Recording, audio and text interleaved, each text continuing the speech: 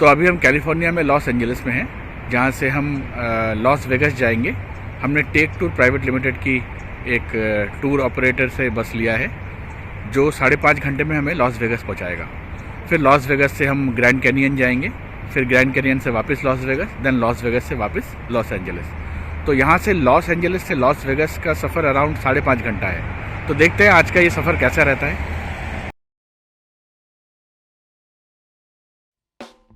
हमने 3 दिन Los Angeles में बिताए थे। आप हमारी लॉस एंजलिस की टॉप 6 थिंग्स को देखने के लिए डिस्क्रिप्शन चेक कर सकते हैं या ऊपर आई बटन को क्लिक कर सकते हैं। लॉस एंजलिस से हमने सुबह 7 बजे टेक टूर की बस बोर्ड की थी। बस में गाइड हमें रास्ते के बारे में बता रहे थे। Like 25 to 30 minutes. Cause today is a holiday, so it's no traffic. So we save a lot time.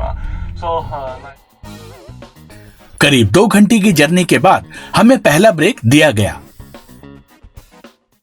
तो लॉस एंजलिस से लॉस वेगस की जो जर्नी है, जो 5.5 से 6 घंटे लगते हैं, तो इसमें आपको कई ब्रेक्स भी मिलते हैं, जिसमें आप वॉशरूम भी जा सकते हैं, कुछ खरीद सकते हैं। तो 2-3 ब्रेक्स एटलीस्ट देते हैं। तो इसके बाद एक लंच ब्रेक भी देंगे। लास वेगास की ओर जाते हुए हमने काफी हिल्स देखे। 5.5 घंटे के बाद हम खूबसूरत लास वेगास पहुंचे।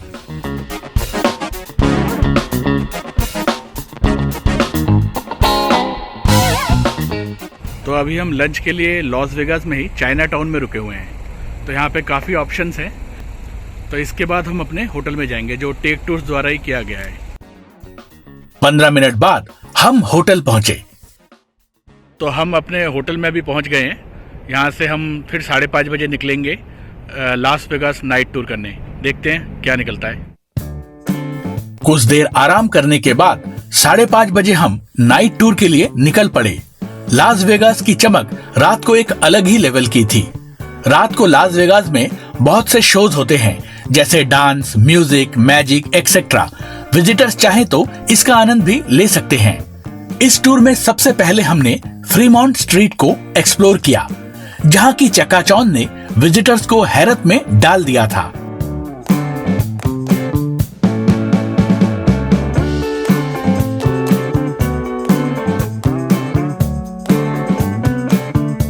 यहाँ पर विजिटर्स को हमने जिप लाइन करते हुए देखा। उसके अलावा यहाँ बहुत तरह की एक्टिविटीज चलती रहती हैं, जिसने विजिटर्स को बहुत एंटरटेन किया।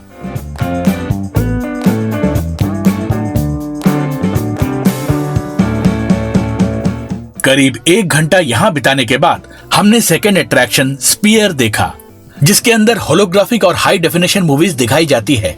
साथ ही साथ यहाँ म्यूजिकल शोज भी होते हैं। इसके अंदर करीब 20,000 लोगों के बैठने की कैपेसिटी है। उसके बाद हमें एक होटल में फ्लावर शो देखने के लिए ले जाया गया, जिसके बाहर हमने म्यूजिकल वाटर शो एक्सपीरियंस किया। हम क्रिसमस के टाइम में गए थे, इसलिए अंदर पूरी सजावट क्रिसमस रिलेटेड थी, जो काफी खूबसूरत थी। उसके बाद हम होटल लौट आए और अगली सुबह 7 बजे निकल पड़े फेमस ग्रैंड कैनियन टूर के लिए, जो लास वेगास से 4 घंटे की दूरी पर था। पूरा रास्ता खूबसूरत हिल्स से भरा पड़ा था।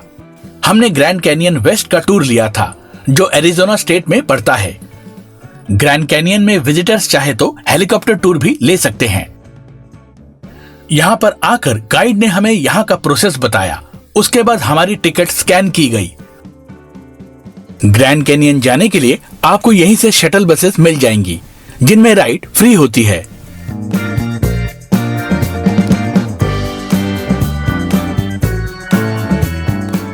तो करीब 4 घंटे के बाद हम अपना पहला डेस्टिनेशन ग्रैंड कैनियन में ईगल पॉइंट पर पहुंच चुके हैं। तो मेरे पीछे आप देख सकते हैं। नेचर की इतनी सुंदरता शब्दों में बयान नहीं की जा सकती। इस पॉइंट का नाम ईगल पॉइंट इसलिए है क्योंकि एक रॉक फॉर्मेशन यहाँ ईगल को काफी हद तक रिजेंबल करती है। तो यहाँ पर हम अभी लंच करेंगे और उसके बाद यहाँ 1 घंटा 1.5 घंटा गुजारने के बाद हम अपने दूसरे पॉइंट पर चलेंगे। कुछ देर ईगल पॉइंट में बिताने के बाद हमने फेमस स्काई वॉक देखा, जो वाकई इंजीनियरिंग का एक बेहतरीन नमूना था। इसके लिए विजिटर्स की काफी लंबी लाइन थी। उसके बाद हमने लंच किया, जो हमारे टूर में ही इंक्लूडेड था।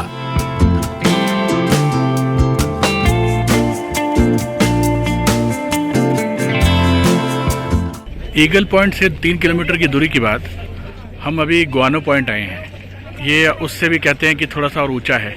लेट्स सी कैसा है। गुआनो पॉइंट का रास्ता काफी ऊंचा नीचा था, जिससे चलने में काफी मुश्किल हो रही थी। विजिटर्स यहाँ ऊंचे टीलों में जाकर फोटोज ले रहे थे। ये मेरे पीछे आप देख सकते हैं, देखिए पूरा खाई है, कोई फेंसिंग नहीं है। मतलब अगर मैं सच में पीछे जाऊं तो गिर ही सकता हूं खाई में। ज्यादा ऊंचाई के कारण गुआनो पॉइंट से ग्रैंड कैनियन का 360 डिग्री व्यू और भी बेहतर ढंग से दिख रहा था। गुआनो पॉइंट से हमने नीचे बहते कोलोराडो रिवर को भी देखा। उसके बाद हमने ग्रैंड कैनियन को अलविदा कहा। हम अब आए हैं हूवर डैम, जो हमारा तीसरा पड़ाव है आज का। तो बोलते हैं बहुत बड़ा डैम है, देखते हैं कैसा है। Hoover dam Arizona Nevada border में स्थित है, जो 1936 में ओपन हुआ था। विजिटर्स के लिए ये डैम सुबह 5 बजे से रात 9 बजे तक खुलता है। इस डैम को देखने के लिए एक ऑब्जर्वेशन डेक बनाया हुआ है। इस डैम की ऊंचाई 726.4 फीट की है, जो 60 मंजिला बिल्डिंग के समान है। रात को हिल्स के पीछे से चांद काफी खूबसूरत लग रहा था।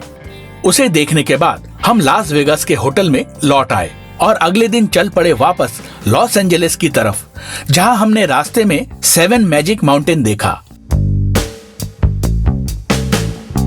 तो 2 नाइट और 3 डेज की जर्नी के बाद लॉस वेगास में अब हम लॉस एंजलिस लौट रहे हैं। तो रास्ते में 7 मैजिक माउंटेन बोल के एक है, तो वहां पे आए हैं, देखते हैं कैसा है। लॉस वेगास के बाहर 7 magic mountain renowned Swiss artist Ugo Rondinone द्वारा क्रिएट किया गया था। यहाँ 30 से 35 फुट हाई के कलरफुल चट्टाने आप देख पाएंगे, जो विजिटर्स इस डेजर्ट एरिया में दूर से ही स्पॉट कर पाएंगे। इसे देखने के बाद हमारी जर्नी एंड हुई। हम आशा करते हैं ये वीडियो आपको पसंद आई होगी। प्लीज इसे लाइक और शेयर करना ना भूलें और हमारे चैनल को सब्सक्राइब जरूर करें।